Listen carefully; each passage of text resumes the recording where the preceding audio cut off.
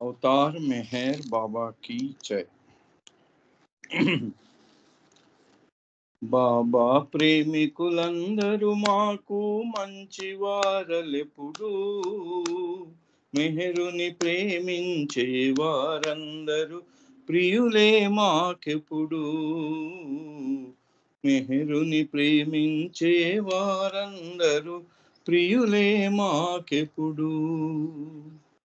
ప్రేమతో కలిసే సహవాసాలకు వచ్చేవారెప్పుడు, ప్రేమాలింగన మొసగి చెప్పెదరు జై బాబా ఎప్పుడు. ప్రభుని ప్రేమలో నవ్వుతూ పాడుతూ ఆనందించుచును, ప్రభుని ప్రేమలో నవ్వుతూ పాడుతూ ఆనందించుచును. ప్రేమ మార్గమున నడిచేవారు మనవారే ఎప్పుడు. ఆపదలందున కష్టాలందున కృంగరు వారెప్పుడు, ప్రభుని నిర్ణయం బని ఏదైనా స్వీకరింతురెప్పుడు. జీవనపు పరుగుల ప్రభు ఇచ్చకు బద్ధులు వారెప్పుడు, జీవనపు పరుగుల ప్రభు ఇచ్చకు బద్ధులే వారెప్పుడు. మెహరు నామ స్మరణం చేస్తూనే సాగిపోదురెప్పుడు. బాబా ప్రేమికులందరూ మాకు మంచి వారలెప్పుడు, మెహరుని ప్రేమించే వారందరూ ప్రియులే మాకెప్పుడు, ప్రియులే మాకెప్పుడు.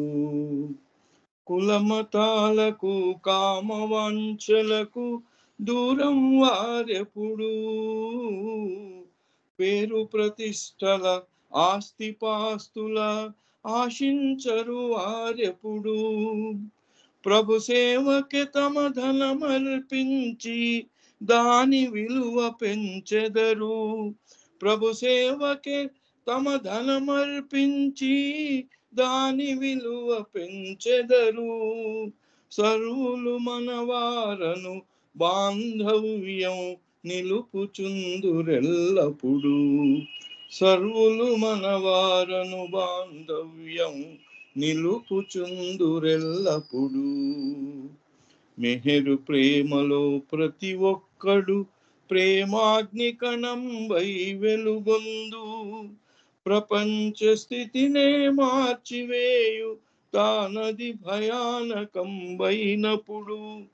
ప్రతాపు నుడివెను ప్రతి ఒక్కరిలో పల్లవించు దివ్యత్వం, ప్రతాపు నుడివెను ప్రతి ఒక్కరిలో పల్లవించు దివ్యత్వం. ఈ వసంత కాలములో మెహరుని చెంత చేరినప్పుడు, ఈ వసంత కాలములో మేరుని చెంత చేరినప్పుడు. బాబా ప్రేమికులందరూ మాకు మంచి వారలెప్పుడు, మెహరుని ప్రేమించే వారందరూ ప్రియులే మాకెప్పుడు, మెహరుని ప్రేమించే వారందరూ ప్రియులే మాకెప్పుడు, ప్రియులే మాకెప్పుడు. అవతార్ మెహర్ బాబాకి జై. ప్రతాప్ గారు రాసిన పాట ఇది. జై బాబా. మీ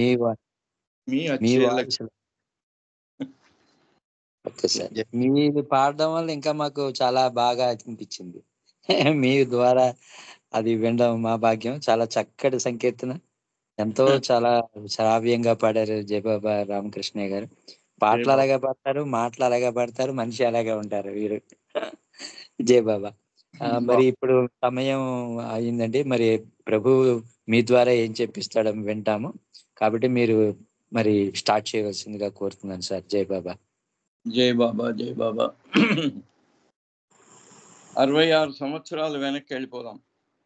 66 సంవత్సరాల వెనక్కి బాబా 1 March 1959 బాబా పూనా నుంచి అహ్మద్నగర్కి వచ్చారు. అహ్మద్నగర్లో ఉన్నారు, అంటే మెహరాజాద్. మార్చి 1 రోజున ఆంధ్ర ప్రేమికులు 400 మంది స్పెషల్ ట్రైన్లో అహ్మద్నగర్కి వెళ్ళారు. అది ఆదివారం రోజు అయింది. అక్కడ వాళ్ళు బాబా దర్శనం కోసం వెళ్ళారు. అదే సమయంలో బాబా కూడా పూనా, అహ్మద్నగర్ వాళ్ళందరికి కూడా దర్శనం ఇస్తాను అని చెప్పారు. ఆదికే ఇరానీ ఆయన ఏం చేశాడు, స్టేషన్ దగ్గరే ఉన్న రైల్వే క్లబ్లో 2 గదులు బుక్ చేసి అక్కడ బాబా దర్శనానికి ఏర్పాట్లు చేశారు. సో అలా ఈ స్పెషల్ ట్రైన్లో వచ్చిన ఆంధ్ర ప్రేమికులు 400 మంది పిల్గ్రిమ్స్ అన్నారు. అలాగే అహ్మద్నగర్, పూనా అక్కడి నుంచి వచ్చిన వాళ్ళు 500 మంది. ఇక కరాచీ నుంచి కూడా ఆయన మిను ఖరాస్ వచ్చాట. అప్పటికి పాకిస్తాన్ వేరైపోయింది. ఆయన పాకిస్తాన్ నుంచి వచ్చాడు. అలా ఈ ప్రేమికులందరికీ దర్శనం ఇవ్వటానికి బాబా ఆయన తన మండలి వారితో పాటుగా మెహరాజాద్ నుంచి అహ్మద్నగర్ ఆ క్లబ్లో, రైల్వే క్లబ్లో ఉదయం 8 గంటలకే వచ్చేసారు. ఈ ప్రేమికులందరూ కూడా వచ్చారు. అహ్మద్నగర్, పూనా, ఆంధ్ర నుంచి స్పెషల్ ట్రైన్లో వచ్చిన వాళ్ళు. సరోషు ఆయనకు తెలిసిన వాళ్ళను చాలా మందిని తీసుకొచ్చారు. అలాగే బాబా సోదరుడు జాల్ భాయ్, ఆయన కూడా ఈ దర్శన కార్యక్రమాన్ని చిత్రీకరించటానికి ఆయన కూడా పూనా నుంచి వచ్చారు. సో అలా ఇక ఉదయం 8 గంటలకే బాబా వచ్చి దర్శనాన్ని ప్రారంభం చేశారు. అందరికీ బాబా దర్శనం ఇచ్చారు. ఆ రోజు ఆయన తన చేత్తో ప్రసాదాన్ని పంచారు వచ్చిన వాళ్ళందరికీ కూడా. అలా ఆ దర్శన కార్యక్రమం అయిపోగానే ఇక రైల్వే, అప్పటి వరకు చూస్తున్నారు, రైల్వే క్లబ్ కదా, ఆ క్లబ్లో ఉండేవాళ్ళు వీళ్ళంతా చూశారు. మెహర్ బాబా వచ్చారు, దర్శన కార్యక్రమం జరుగుతోంది అని ఆ రైల్వే అధికారులు, సిబ్బంది అందరూ వారి వారి కుటుంబాలను తీసుకొని వారు వచ్చారు. ఈ వచ్చిన వాళ్ళందరికీ దర్శనం అయిపోగానే ఈ రైల్వే ఆఫీసర్స్ అందరూ వాళ్ళు నిలబడ్డారు. బాబా ఆ వారికి కూడా దర్శనం ఇచ్చి రైల్వే ఆఫీసర్స్కి ఆయన బయటకు వచ్చారు. వాళ్ళకు కూడా, రైల్వే అధికారులకు, వారి కుటుంబ సభ్యులందరికీ కూడా బాబా ప్రసాదం ఆ రోజు లభించింది. జాలు ఈ దర్శన కార్యక్రమాన్ని చిత్రీకరించారు. ఆయన ఫిలిం తీశారు. బాబా తన కారులో కూర్చున్నారు. మెహ్రాజాద్కు వెళ్ళటానికి అప్పుడు ఇక వీళ్ళందరూ అక్కడే ఉన్నారు కదా. బాబా కారులో కూర్చొని కారు స్టార్ట్ అవుతే కారు చుట్టూ చేరారు వీళ్ళు. బాబా కారు చుట్టూ మరి 900 మంది, 900-1000 మంది ఉన్నారు. కొంతమంది వెళ్ళిపోయిన మిగిలిన వాళ్ళందరూ ఆ కారు వెంటే పరిగెత్తుకుంటూ కారు చుట్టుముట్టారు. ఆ కారు విండోలో కూడా బాబాకు ఇలా టచ్ దొరుకుతుందేమో అని ఆ విండోలను టచ్ చేస్తూ ఉన్నారు అందరూ, ఆ పక్కనే ఉన్నవాళ్ళు. అందుకని కారు నెమ్మదిగా వెళ్ళి ఆ బయట ఉండే వాళ్ళందరూ అవతార్ మెహర్ బాబాకి జై అని వాళ్ళు ఆ నినాదాలు చేస్తూ ఉంటే బాబా కారు నెమ్మదిగా వెళ్ళిపోయింది. అలా ఈ జరిగినటువంటి ఈ దర్శన కార్యక్రమాన్ని వర్ణించటానికి మాటలు సరిపోవు అంటారు. ఎవరైనా కూడా ఒక నదిలో గాని, ఒక చెరువులో గాని, తటాకంలో ఈదటానికి వెళ్ళి దాంట్లో దూకినప్పుడు అతనికి ఎలా ఉంటుంది, ఆ నీళ్ల యొక్క టచ్, ఆ చల్లదనం అతన్ని ఆకట్టుకుంటుందట. అలాగే ఆ నీళ్లలోనే ఉండిపోవాలి అనే భావం కలుగుతుందట. ఈదటానికి స్విమ్మింగ్ పూల్ అనండి, అటు నది అనండి, పారే జలం అయితే నది, సముద్రం, ఏదైనా కూడా ఆ సముద్రంలో వెళ్ళి పిల్లలు స్నానం చేస్తుంటే బయటికి రమ్మంటే రారు, అలాగే ఉండిపోతారు. అలా ఉంటుందట. అలాగే ఆ నీళ్లలోనే అలా మునిగి ఉండిపోవాలని అనిపిస్తుందట. అలాగే బాబా మరి ప్రేమ మహాసముద్రుడు కదా. అందుకని బాబా దర్శనం చేసుకున్నప్పుడు కూడా ఆ దర్శనం చేసుకున్న వాళ్ళకి ఆ నీళ్లలో దూకి ఆ ఈత కోసం నీళ్లలో దూకిన వాడు ఆ నీళ్లలోనే ఉండాలి అని ఎలా అయితే భావిస్తూ ఉంటాడో, అలాగే బాబా దర్శనం కోసం వచ్చిన వాళ్ళు ఆయన ప్రేమ సముద్రంలో అలా దూకి ఇక అక్కడే ఉండిపోవాలి, ఆయనతోనే ఉండిపోవాలి, ఆయన సన్నిధానంలోనే ఉండిపోవాలి అనే అటువంటి భావనతో ఉండిపోతారట. అందుకని దాన్ని వర్ణించటానికి మాటలు సరిపోవు అని చెప్తూ ఉన్నారు. ఆ వాళ్ళు ఆ బాబా దర్శనం చేసుకున్నప్పుడు ఆ దర్శనం చేసుకున్న వాళ్ళందరిలో చాలా మంది అనుభవం ఏమిటి అంటే అన్నీ మర్చిపోతారట వాళ్ళు. ఆ దర్శనం నిజంగానే పొందిన వాళ్ళందరూ అలా కూర్చొని ఆ ప్రేమ మధువును తాగి ఆ ప్రేమ మధువు యొక్క ఆ అనుభూతిలో లీనమైపోయి అలాగే ఉండిపోతారట. ఎక్కడ వాళ్ళు అక్కడ అలా కూర్చొని అలా ఉండిపోతారు. అలాగే ఉండిపోవాలని ఉంటుందన్నమాట. ఆ నీళ్లలో దూకిన వాడు ఎలాగైతే ఉంటారో అలాగా. అలాగే కొంతమంది ఇంకా బాబా దర్శనం చేసుకున్నప్పుడు కలిగినటువంటి ఆ అనుభూతి, వచ్చిన కన్నీళ్ళు, తాగిన ఆయన ప్రేమ యొక్క మైకము అవి అలాగే ఉంటాయట అని ఆ దర్శనం గురించి బావుజీ అలా వర్ణిస్తూ ఉన్నారు. ఇది 1 మార్చ్ 1959 రోజు జరిగినటువంటి ఈ దర్శన కార్యక్రమం. మరి ఆంధ్ర వాళ్ళు 400 మంది స్పెషల్ ట్రైన్లో వెళ్ళారట అప్పుడు. అయితే దానికి ముందు బాబా జన్మదినం కూడా జరుపబడింది. బాబా జన్మదినం బాబా ఆచరించింది ఎవరు లేదు.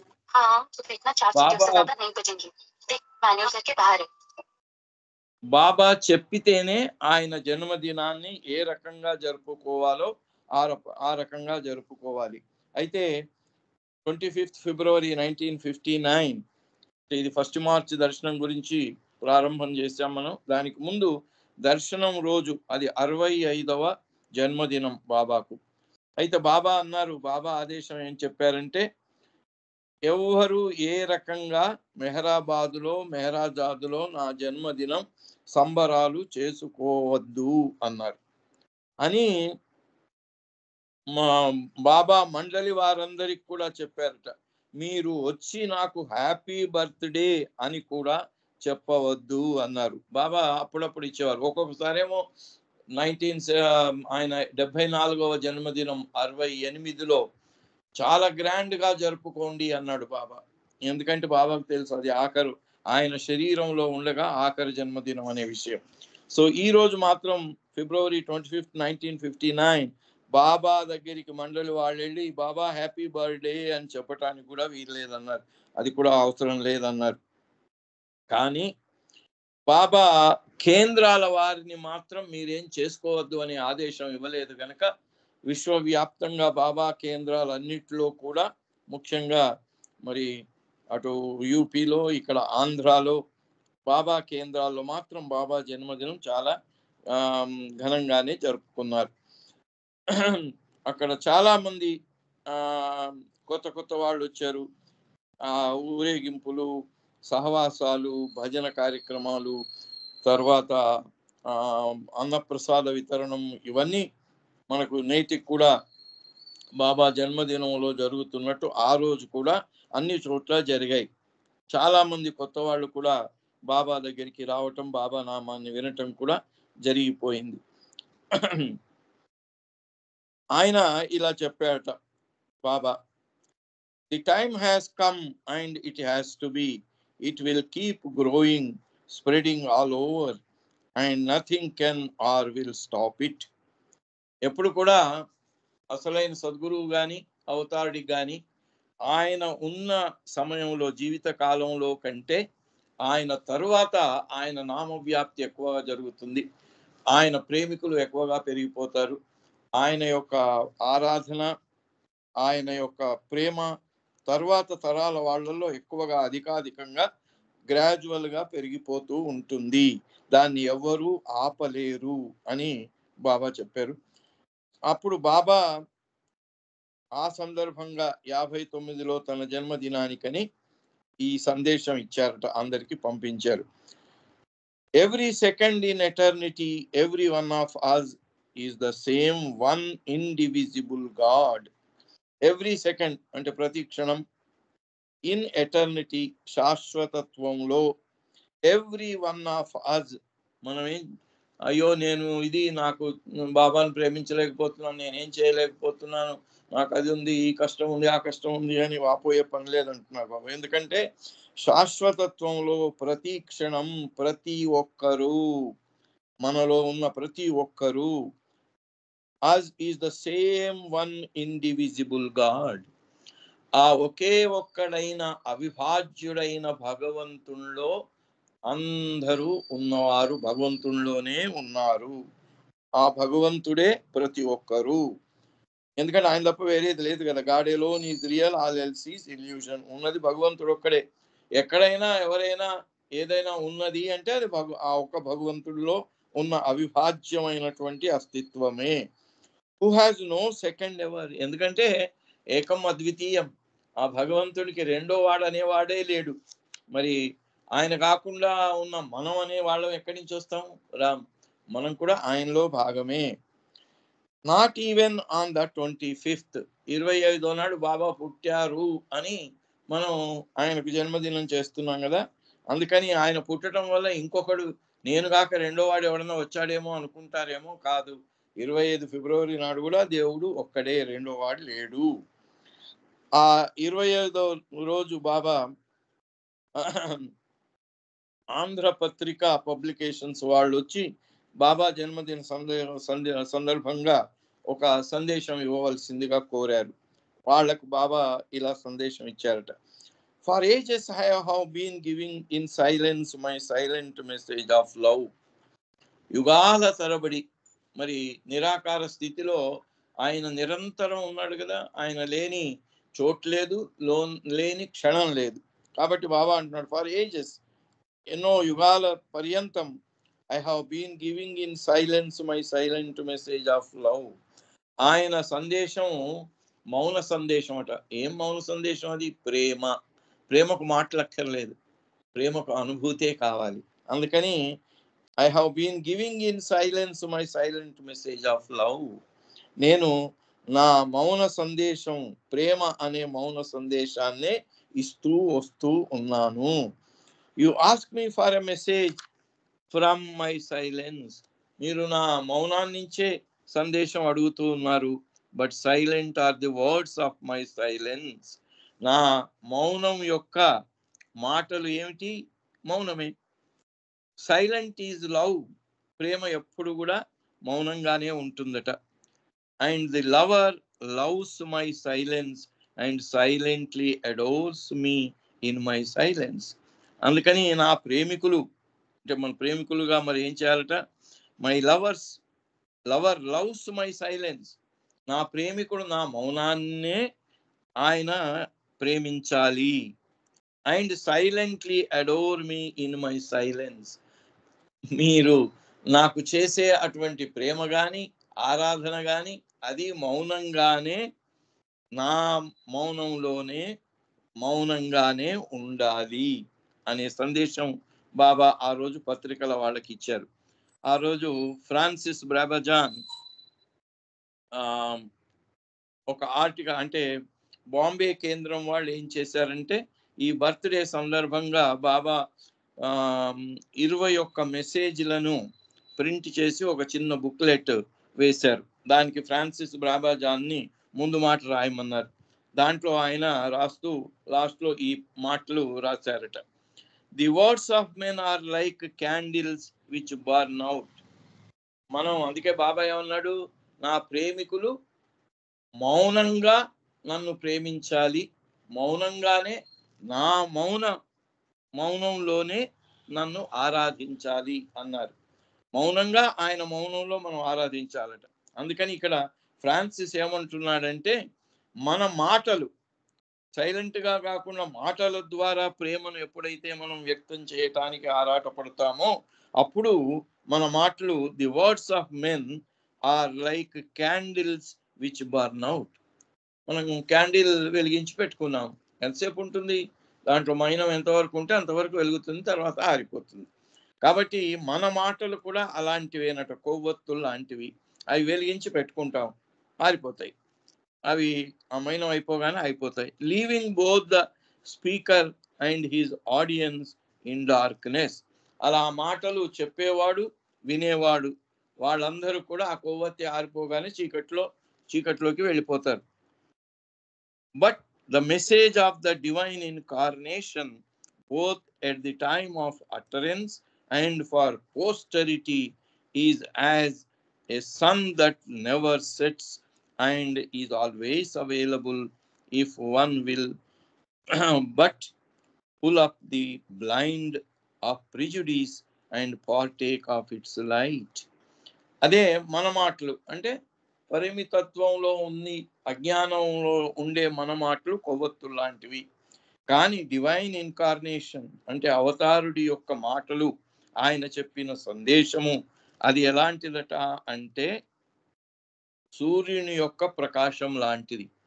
సూర్యుడు ఎప్పుడు అస్తమించాడు. మన భూమి తిరుగుతుంది కాబట్టి అర్ధ భూభాగానికి పగలుంటుంది, అర్ధ భూభాగానికి రాత్రి ఉంటుంది. సూర్యుడు మాత్రం ఎప్పుడు అస్తమించడు. సూర్యుడు అస్తమించిన సామ్రాజ్యం అని బ్రిటిష్ వాళ్ళు కూడా గొప్పలు చెప్పుకునేవారు అనమాట. ఇక్కడ ఆ దైవీ మానవుడు ఇచ్చే సందేశం ఏదైతే ఉందో సూర్యుని వెలుతురు లాంటిది. మన మాటలేమో కొవ్వొత్తి లాంటివి, అది ఎప్పటికైనా ఆరిపోతుంది. కానీ సూర్యుని వెలుగు ఎప్పుడూ ఆగిపోదు. As sun that never sets and is always available if one will but pull up the blind of prejudice and partake of its light. ఎవడైనా గొడుగు పట్టుకొని ఉన్నాడు అనుకోండి, ఎండ ఎక్కడ తగులుతుంది వాడికి? సూర్యప్రకాశం వాడికి తగలదు, వాడు నీడలో ఉండిపోతాడు.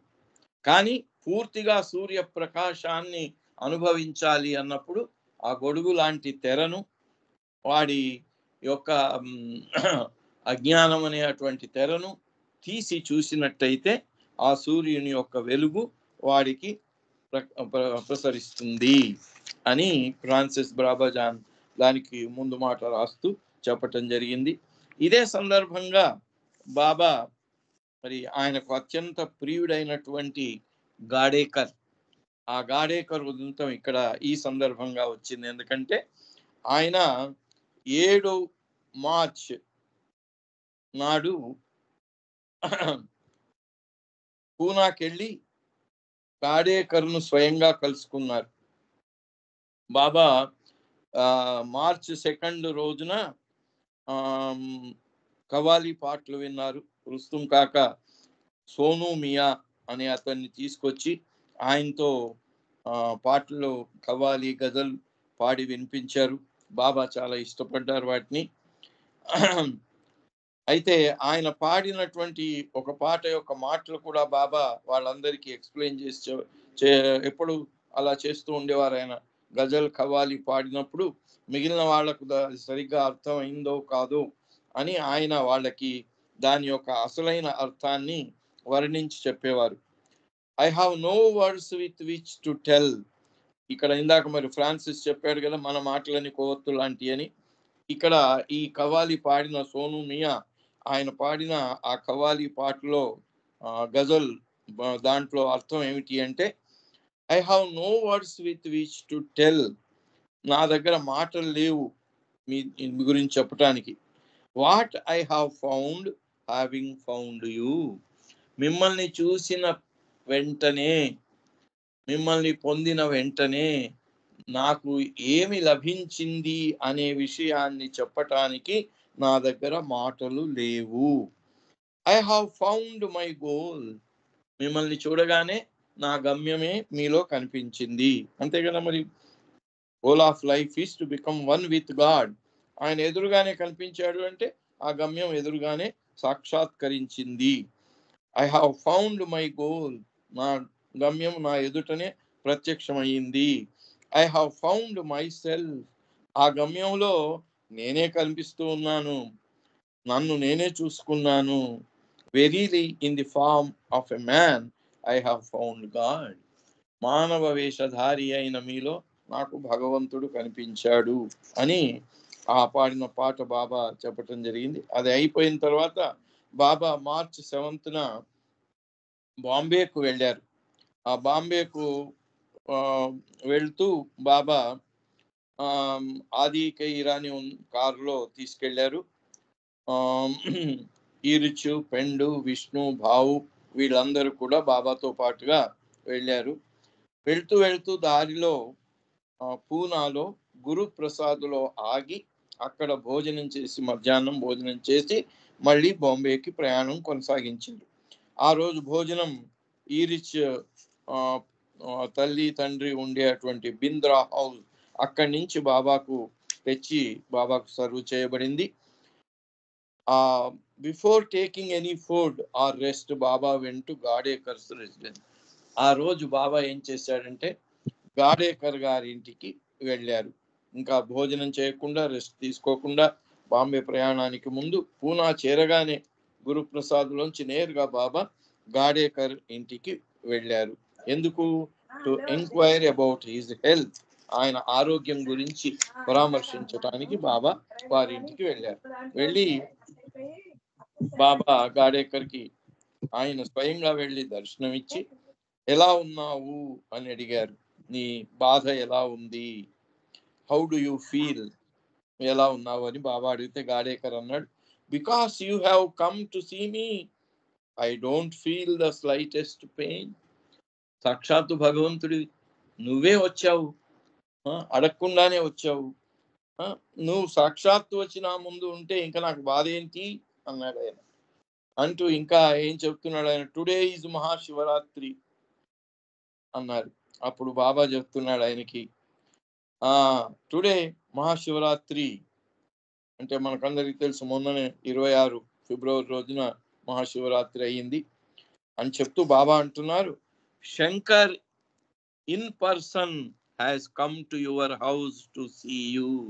శంకరుడే సాక్షాత్తు మానవ రూపం ధరించిన శంకరుడే నిన్ను చూడటానికి వచ్చాడు అని బాబా గాడేకర్కి చెప్పాడు. Repeat my name day and night. అందుకని నువ్వు దేని గురించి ఆలోచించకు, నా నామాన్నే రాత్రింబవళ్ళు స్మరిస్తూ ఉండు, నిరంతరం స్మరిస్తూ ఉండు. Go on doing it. Gadekar wept tears of joy. ఆ సంతోషం పట్టుకోలేక ఆ ఆనందంలో ఆయన పరవశత్వంతో బాబా కన్నీరు పెట్టుకున్నాడు గాడేకర్. ఆయన్ను బాబా ఆలింగనం చేసుకున్నారు. బాబా మళ్ళీ అక్కడి నుంచి గురుప్రసాద్ వెళ్ళి అక్కడి నుంచి బాబా ఇది గాడేకర్ను కలవటం ఆఖరిసారు అనే విషయం బాబాకు తెలుసు, కానీ మిగిలిన వాళ్ళకి తెలియదు. బాబా స్వయంగా శివరాత్రి రోజు వచ్చి గాడేకర్కి దర్శనం ఇచ్చారు అని. అది గాడేకర్కి ఆయన దర్శనం చేసుకునే అవకాశాన్ని చివరిసారిగా బాబా అలా వారి ఇంటికి వెళ్ళి ఇవ్వటం జరిగింది. సో దీనికి ముందు ఏం జరిగిందంటే జనవరి 28వ తేదీన గాడేకర్ బాబాకు ఒక ఉత్తరం రాశాడు. ఉత్తరం రాసి ఆయన తన పరిస్థితులు, తన కష్ట నష్టాలన్నీ చెప్పుకున్నారు. దానికి బాబా సమాధానం రాయించారు. సమాధానము ఈరిచ్ రాసి పంపించారు. దాంట్లో ఈరిచ్ ద్వారా బాబా రాయించింది ఏమిటంటే, బాబా నీ ఉత్తరంలో నువ్వు రాసిన విషయాలన్నీ కూడా చాలా శ్రద్ధగా విన్నారు, కానీ Baba knows how you have taken and are taking great pains to spread your beloved Baba's message of love and truth in Pune and elsewhere. నువ్వు బాబా ప్రేమ సందేశాన్ని వ్యాప్తి చేయటం కోసము పూనాలో కానీ ఎక్కడెక్కడ నువ్వు డ్యూటీలో ఉండి ఎక్కడెక్కడ నువ్వు ఉద్యోగ ధర్మంగా వెళ్ళి వస్తున్నావో అక్కడంతా కూడా నువ్వు నా బాబా నామాన్ని వ్యాప్తి చేయటంలో, ఆయన ప్రేమ సందేశాన్ని వ్యాప్తి చేయటంలో తీసుకున్నటువంటి తీసుకుంటున్న ప్రయాస పట్ల బాబా చాలా సంతోషంగా ఉన్నారు. బాబాకు తెలుసు ఎలా బాబా గురించి చెప్పటము, బాబా నామ వ్యాప్తి, ఆయన ప్రేమ సందేశాన్ని అందరకు వినిపించటం అనేది ఎంత కఠినమైందో. ఎందుకంటే ఆ సమయంలో బాబా కూడా చెప్పినట్టుగా, నేను అదే సనాతన పురుషుణ్ణి, గతం ఆరాధించబడుతుంది, ప్రస్తుతం నిర్లక్ష్యం చేయబడుతుంది, రాబోయే అవతారాల కోసం వేచి చూస్తూ ఉంటారు ప్రజలు అని చెప్పిన ఆ సందేశం ప్రకారంగా ఆయన వచ్చినప్పుడు ఆయన గురించి చెప్పటం అనేది అది నిజంగా ఒక కఠినమైనటువంటి పనే. అంతేకాకుండా బాబా చెప్తున్నారు ఆయనకు, నువ్వు చేసిన ఈ ప్రయాస, నువ్వు చేసిన నా నామ వ్యాప్తి కోసం, నా ప్రేమ సందేశాలను వ్యాప్తి చేయటం కోసం నువ్వు చేసింది వృథా పోదు. నువ్వు చేసినటువంటి పని, తీసుకున్న శ్రమ వృథా పోదు అని చెప్తూ, Baba also knows how much pain and discomfort you are undergoing at present due to swollen glands. అప్పుడు ఆయన రాసిన ఆ ఉత్తరం ప్రకారంగా అప్పుడు గాడేకర్ పరిస్థితి ఏమిటంటే ఆయనకు 2 చంకల్లో క్యాన్సర్ వ్రణాలు వచ్చాయి, క్యాన్సర్ పుండ్లు. దాంతోని బాధపడుతున్నాడు ఆయన. సో ఇది నాకు తెలుసు అని బాబా చెప్తూ, never be taken by you as paying for your sins. దీన్ని ఇదేదో నువ్వు పోయిన జన్మలో పాపం చేశావేమో, అందుకని ఈ బాధలు నీకు ఇవ్వబడ్డాయేమో అని నువ్వు చింతించవలసిన పని లేదు. కానీ ఒకటి మాత్రం గుర్తుపెట్టుకో, నీకు మంచి అవకాశాన్ని ఇవ్వటం కోసము. ఏం అవకాశము? To remember Baba more frequently. మనకు బాధ వచ్చింది అంటే వెంటనే బాబా జ్ఞాపకం వస్తాడు కదా. అంటే ఆ బాధ మనకు నష్టానికంటే, కష్టానికంటే, దుఃఖానికంటే బాబాను స్మరించుకునే అవకాశాన్ని ఎక్కువగా ఇస్తుంది అనే విషయం కానీ గుర్తుపెట్టుకున్నట్టయితే ఈ బాధలన్నీ ఉండవు. అందుకని it is an opportunity to remember Baba more frequently. Baba నామాన్ని స్మరించుకోవటానికి, ఆయన్ను బాగా గుర్తు పెట్టుకోవటానికి ఇది మనకి ఇవ్వబడినటువంటి అవకాశము. Baba wants you to bear the pain patiently in loving him the more.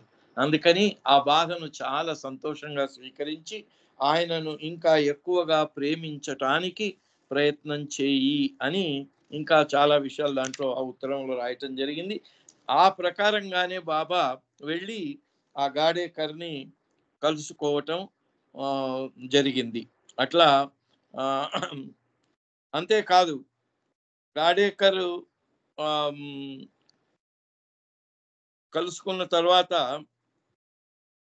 బాబా ఆయన్ను అడిగారట, బాబా అది కరెక్టే, నేను మిమ్మల్ని స్మరించుకుంటూ ఉంటాను, కానీ దీని నుంచి మీరు క్యూర్ చేస్తే నేను ఇంకా ఎక్కువగా మీ పని, మీ ప్రేమను వ్యాప్తి చేయటానికి నేను కృషి చేసే అవకాశం నాకు కలుగుతుంది అని కూడా అడిగారట. అడిగితే బాబా అన్నట్టు, డోంట్ వరీ, దాని గురించి వరీ అవ్వకు అని చెప్తూ ఆయన బాబా ఇది ఎక్కడ జరిగింది? మెహరాజాద్లో ఫిబ్రవరి 12న గాడేకర్ కుటుంబ సభ్యులు అందరూ వెళ్ళి బాబా దర్శనం చేసుకున్నప్పుడు ఆయన చెప్పిన మాటలకి బాబా చెప్పి డోంట్ వరీ అని చెప్పి ఆయన్ను బయటికి పంపించి ఆ రోజే 12 ఫిబ్రవరి రోజునే బాబా గుణతాయి ఆయన భార్యకు చెప్పాడట. ఏమని? Gadekar will come to me soon. ఆయన తొందరలో నా దగ్గరికే వచ్చేస్తాడు, అందుకని సో సర్వ్ హిమ్ వెల్. అందుకని నువ్వు ఆయనకు సేవ చెయ్యి బాగా. Keep him as cheerful as possible. ఆయన సంతోషంగా ఉంచే ప్రయత్నం చెయ్యి అన్నారు. అది జరగవలసింది ఎలాగూ జరుగుతుంది, దాని గురించి నువ్వేమి చింతించవద్దు. నీ తలను నువ్వు ఎప్పుడు కూడా ప్రశాంతంగా ఉండు. ఎందుకు ప్రశాంతంగా ఉండాలి? ఆయనకు చాలా ప్రశాంతతను, ఆయనకి much rest and as possible, ఆయన్ను సంతోషంగా ఉంచే ప్రయత్నం చెయ్యి అని చెప్తూ బాబా ఆ రోజున మండలి వాళ్ళందరితోని కూడా భక్త శిరోమణి గాడేకర్ సాబ్ కి జై అని మండలి వాళ్ళందరితోని కూడా అనిపించారట గాడేకర్ ఆ మెహరాజాద్లో వచ్చిన రోజు. సో అలా అయిపోయిన తర్వాత బాబా దర్శనం అయిపోయిన తర్వాత గాడేకర్ ఆయన చనిపోయిన వార్త అక్కడికి చెప్పబడింది. బాబా ఆ వార్తను మార్చి 12వ తేదీ చూడండి, సరిగ్గా ఫిబ్రవరి 12వ తేదీన వీళ్ళు మెహరాజాద్లో వెళ్ళి బాబాను కలుసుకోవటం, బాబా ఆయనకి ఉత్తరం రాసి పంపించటం, తర్వాత 7th మార్చిన బాబా స్వయంగా శివరాత్రి రోజు వెళ్ళి ఆయనకు దర్శనం ఇవ్వటం, ఆ తర్వాత మార్చి 12వ తేదీన ఆయన లాస్ట్ ఆఖరి శ్వాస తీసుకొని చనిపోవటం జరిగింది. In Poona at midnight at the age of 55. Donkin had been to see him that morning. Donkin కూడా పొద్దున వెళ్ళి ఆయన కలిసాట. Only I know how fortunate Gadekar was. Baba ఆయన మృత్యువు పట్ల ఆ బాబా చెప్పినటువంటి విషయం ఏంటంటే, నాకొక్కడికే తెలుసు గాడేకర్ ఎంత అదృష్టవంతుడో. నిజంగా ఎవరికీ తెలియదు మనకి. మన అదృష్టం ఆయనకు తెలిసినట్టుగా మనకెవరికీ తెలియదు. Who with his last breath called out my name. ఆఖరి శ్వాసలో నా నామాన్నే స్మరించాడు. He has come to me for ever. ఆయన శాశ్వతంగా నా దగ్గరికే వచ్చేసాడు అని బాబా ఒక పోయటిక్ రిథంతో టెలిగ్రామ్ గుంటాయికి పంపించారట. Gadekar was dear, now he has come near. Inform all not to fear but to love me with cheer. బాబాది అన్ని కూడా చాలా పోయిటిక్ లాంగ్వేజ్ లో ఉంటుంది. గాడేకర్ నాకు చాలా ఆప్తుడు, ఆయన నా దగ్గరికే వచ్చేసాడు. అందరికీ చెప్పండి, ఎవరు ఏమీ భీతి చెందవలసిన పని లేదు. But to love me with cheer. అందరు కూడా నన్ను ప్రేమించండి, సంతోషంగా ప్రేమించండి. Be happy that Gadekar enjoys my company for ever. అందుకని గాడేకర్ ఎప్పుడు నాతోనే ఉంటాడు కనుక సంతోషంగా ఉండండి అన్నారు. అది మార్చి 59లో 66 సంవత్సరాల్లో జరిగినటువంటిది. ఆయన ఎంత కరుణామయుడు, తన వాళ్ళని ఎంత, అందుకే అన్నాడు I am the true friend అన్నాడు బాబా. మనకు నిజమైన స్నేహితుడు, ఆప్తుడు, భగవంతుడు, అన్నీ మనకు సర్వము అయింది. తల్లి, తండ్రి, గురువు, దైవం అన్ని ఆయనే. అవతార్ మెహర్ బాబాకి జై. జై బాబా అండి. రామకృష్ణ గారు చాలా చక్కటి విషయాలు, 1959లో జరిగిన సహవాస కార్యక్రమాలు, అలాగే బాబా తన ప్రేమికుల్ని ఏ విధంగా తన దగ్గరికి చేరుకుంటాడనే విషయాలను కూడా చాలా చక్కగా కళ్ళకట్టినట్టు చూపించారు. ఆ విషయంలో గాడేకర్ చాలా అదృష్టవంతుడు. ఆయన ప్రభు తాలూకా కృపకి పాత్రుడైన విషయాన్ని మీరు చాలా చక్కగా వర్ణించినందుకు మీకు జై బాబాలు, ధన్యవాదాలు సార్. జై బాబా. ఇప్పుడు సంకీర్తనకు వెళదామండి. ఉమారాణి గారిని. జై బాబా సార్. జై బాబా సార్. ఇప్పుడు ఉమారాణి గారు మీరు ఒక సంకీర్తన